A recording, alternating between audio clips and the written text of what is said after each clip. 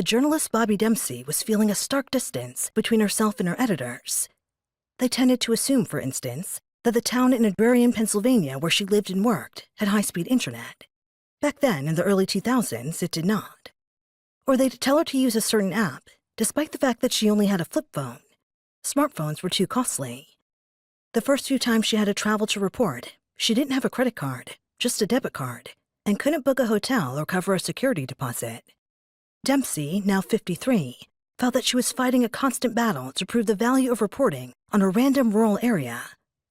Her opponent was a kind of editorial bias, not only financial, but also cultural. 10 years later, the journalist Alex Miller encountered similar barriers as an aspiring writer in New York City.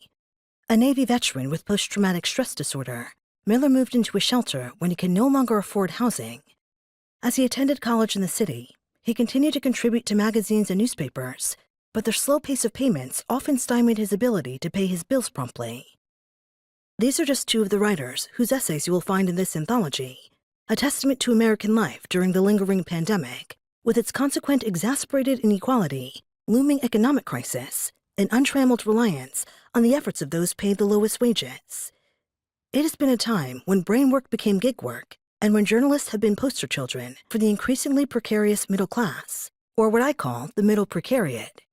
The writers represented here may have lost their jobs, their homes, or even the narrative thread of their lives. But in confronting those hardships, they've gained valuable insights into problems facing millions in this country. Unless you think what follows will just make you sad, please rest assured that bold and fresh ideas about how we can house the unhoused, for instance, arise from these essays, offering hope and ways forward. We have organized this anthology into 5 sections: the body, home, family, work, and class, all of which contain affecting, honest, and beautiful essays on what it means to be on the edge economically. We decided to start with the body because embodiment is now at the center of both political and psychological concepts of identity. In addition, body politics, for instance, reproductive, queer, and disability rights, fuel some of our most intense political fights. These battles have emerged around who gets to live as themselves, and sometimes who gets to live at all, and under what conditions.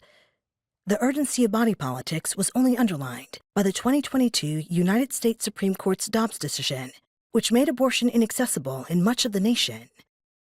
The collection also includes explorations of home, family, how we work, what we earn, and finally, the structural forces that can hoist us up the economic gradient and take us down as well. This last section, which we have called class, is perhaps most reflective of our organization's mindset. Class is not talked about enough in this country, and we have taken it as a mandate, both within the nonprofit and in this collection, to directly address our country's social striation. We can and should give voice to those Americans caught in the legacy of the working poor, growing up without a clear home, for example, and still pinioned by income inequality. The writers in this volume call out the decades of ineffective social policies that have caused this.